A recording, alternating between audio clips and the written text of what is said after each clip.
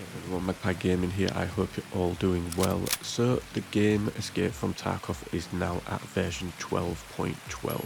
We had the wipe over the weekend and the update, and it's possibly, in my opinion, one of the most important updates to this game in all of the time I've been playing, which is 3 years now. So I'm going to go through the juicy bits of the patch. As always, I'll put a link in the description to the full patch notes if you want to go check those out. I realise I'm a little bit late putting this patch notes video out, but I understand that there'll be some of you that haven't played yet, so you don't really know what's changed in the game. So hopefully you'll find this video useful. If you do, give it a like. If not, give it a dislike.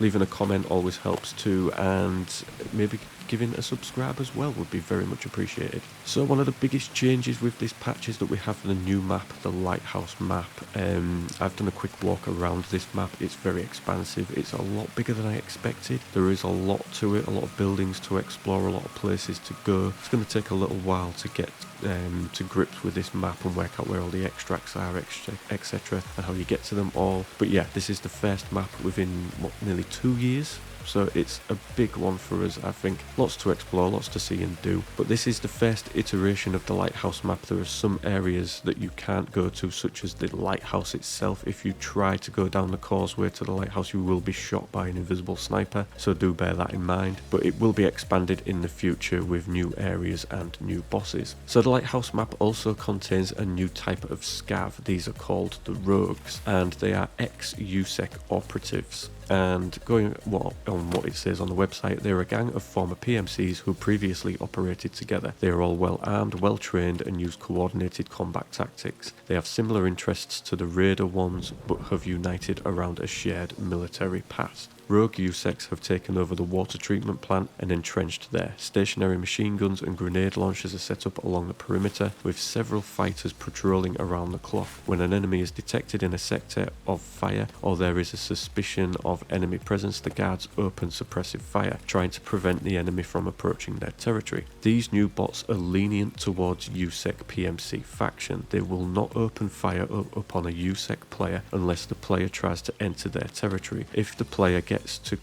close, he will receive an order to leave immediately and will be shot if not compliant. Also, if a USEC player is in a group with a bear PMC, both of them will be considered hostile and attacked on sight without a warning. If a USEC player engages in a fight with the Rogues, he will be considered a traitor and will be treated as hostile for the next several raids. So quite a biggie one there. If you're USEC, you're going to get a little bit of leniency from these scavs on the Lighthouse map. If you're bear, then you're fair game and you will be shot at instantly. So yeah, apparently they are pretty well tooled up. So as a bear, taking these on, you're probably going to get yourself some juicy stuff if you manage to kill any of them. As a USEC, you've got to decide whether you want to cross that line with them or not. You can basically sort of traverse the map, sort of hostile free, as it were, but obviously if you want good gear, you're going to have to take these guys on. But then remember that if you kill any of them, you'll be treated as hostile for several raids. So it's an interesting one that I haven't actually managed to play the map yet, but I'm looking forward to seeing how that actually works out. The next biggie for the game is the inclusion of inertia into the game. Now, inertia is basically a more realistic movement for your character, and inertia manifests itself in the following situations: walking and strafing, sprinting, sharp turns during sprinting, landing after jumping or falling from a height,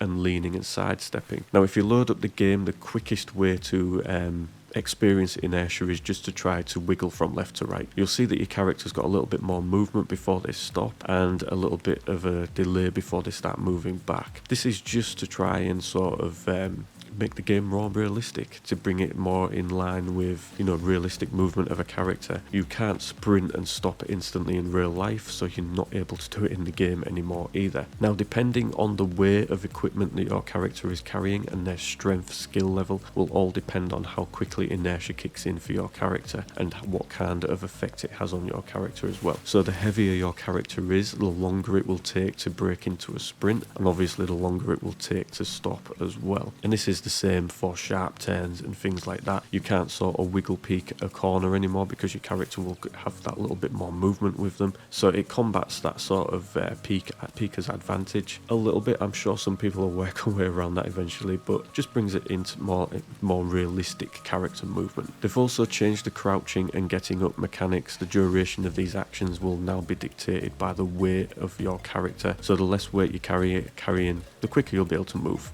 Basically, weapon malfunctions have been expanded as well. Now there is an overheating mechanic that has been added into the game, and a couple of other weapon malfunctions as well. There is failure to eject, so after firing the cartridge is jammed by the bolt and is partially visible in the ejection port. The source of this problem is first of all the technical condition of the weapon, and less often the overheating of the weapon and the cartridge characteristics. Failure to feed. After firing, there are issues with the new cartridge feed. The main source of this problem is the weapon magazine, especially the high capacity and drum magazines. Other sources, cartridge characteristics, weapon overheating and technical condition of the weapon. And then there is a jammed bolt. After firing, the bolt gets jammed. Jamming can be of two types, normal and hard. The only difference is the duration of the troubleshooting. The cause of the jammed bolt can only be overheating of the weapon. Weapon malfunctions cannot happen in brand new weapons. They will only happen in weapons with 93% durability or less, except malfunctions caused by overheating.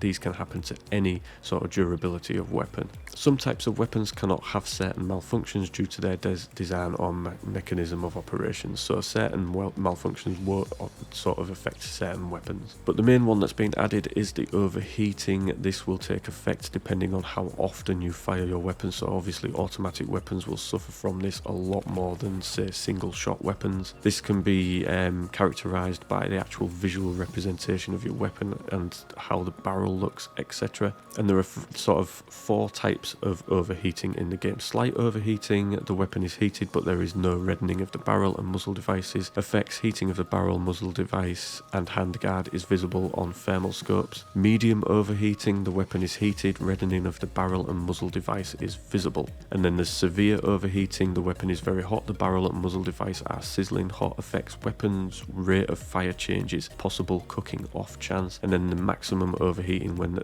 the level is reached, a malfunction occurs, the bolt gets jammed. So again, you're not going to be able to sort of run and gun in the game anymore. You're not going to be able to sort of dance around like it was Call of Duty. You're really going to have to take into account things that are going to affect your character and sort of your weapon state as well. There is also improved ballistic mechanics within the game. I have done a separate video on this which I will link in the description below once I've made that live. Do bear in mind though that this video was done before the wipe and the update was done, so there is some talk of me going on about when the game will wipe, etc, etc. Clearly I was wrong in the end. But yeah, they've given more sort of realistic bullet trajectories to different types of ammunition so that they just mirror real life sort of weapon mechanics. They've adjusted the recoil mechanics when shooting to reduce the automatic recoil compensation when firing long bursts, decrease the recoil reduction bonus for skills, and general refinements and improvements in the weapon recoil system. Next up, Voip has been added into the game. There's a couple of different rules on how you can use Voip. You can only use it for certain length of time and so many times within a given time period. It is off by default and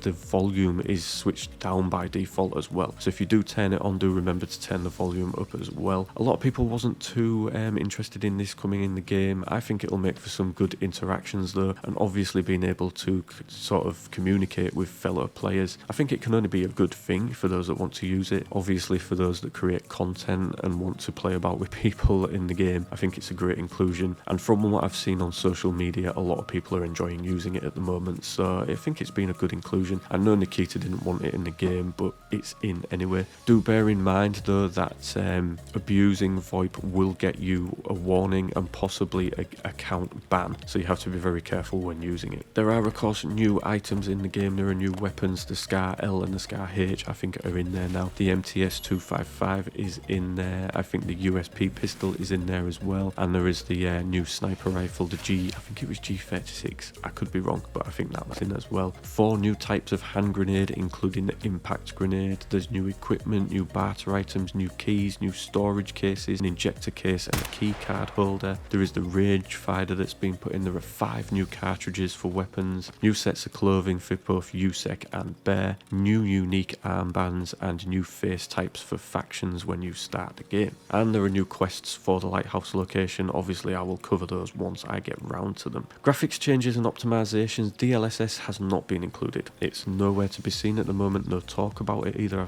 haven't heard when it'll be added, but they've had a couple of things put in: the screen, the space reflection, so this is a reflection effect from wet and glossy surfaces. The technology behind this has been completely redesigned so that the reflections look more realistic and the load on your system is a lot less now. And then there's just some couple of other optimizations, not really worth going into. There are listed fixes as well. There are 31 fixes altogether in the game. Again, I'm not going to go through those. There is the link in the description below if you want to check those out. And then there's other various fixes as well where they've adjusted certain things. And another bold move in the game, and another one that makes this one of the biggest patches I think for a long time, is the fact that certain items are no longer tradable on the flea market. Basically all of the high-end armor, you cannot trade that on the flea market anymore. You won't be able to put up items and you won't be able to buy items. You're going to basically have to find them in game or level up your traders or craft them in the hideout if they're available to be crafted in there. So there's a lot of armor that's included in this. There is a lot of ammunition that you're unable to sell on there as well, so again you're going to have to craft it or find it in raid. And there are a couple of weapons as well included in this, and some attachments and scopes as well. So this is a bold one. Like I say, it's a bold move from Battlestate Games, but definitely they are trying to combat this meta of just running and gunning through the game in 2 weeks and being the highest level and then getting bored of the game. So the early sort of wipe status in the game where you're ambling around with an SKS and some PS ammo should last a lot longer now. There should be less chads within the game. We should have less sort of high geared people to contend with. Obviously these high end geared tiered people are going to be less, which makes it easier for the sort of the casual average player. Obviously some of these changes don't benefit a casual player at all. There is a lot more grind in the game now, but there are a lot more ways to sort of grind out the game now. You've got the daily and weekly tasks there that you can take on to obviously boost your XP. So there are ways and means to get where you need to go within Escape from Tarkov, but I think this personally is one of the biggest patches they have ever put out. Of course the inertia system is going to annoy some people, but it's its first iteration. It will be tweaked and changed as we go along, and obviously as you gain strength and stamina with your character, it'll get a little bit easier. And obviously that as you go along playing the game, you'll get used to how your character moves, etc., and how much you can get away with moving in certain situations. So I think it's a really bold patch from Battlestate Games. I think it's a really good one. I think the overall updating has gone very well. I know generally patch day is a bit of a nightmare. There was overloaded servers, but I think that is sorted out now, and we are just 24 hours since the patch was added. So yeah, great one from Battlestate Games, this one. Looking forward to what they bring in the future. Obviously DLSS wasn't included, but I think that will come along very soon. Let me know in the comment section down below what you think about the patch. Has this brought you back to playing the game? Are you a little bit annoyed with some of the things that they've done? Obviously flea market changes, etc., and the inertia system. Let me know. As always, ladies and gentlemen, thank you very much for watching and listening. Don't forget to like, share and subscribe. Stay safe, and I will catch you in the next one. Take care.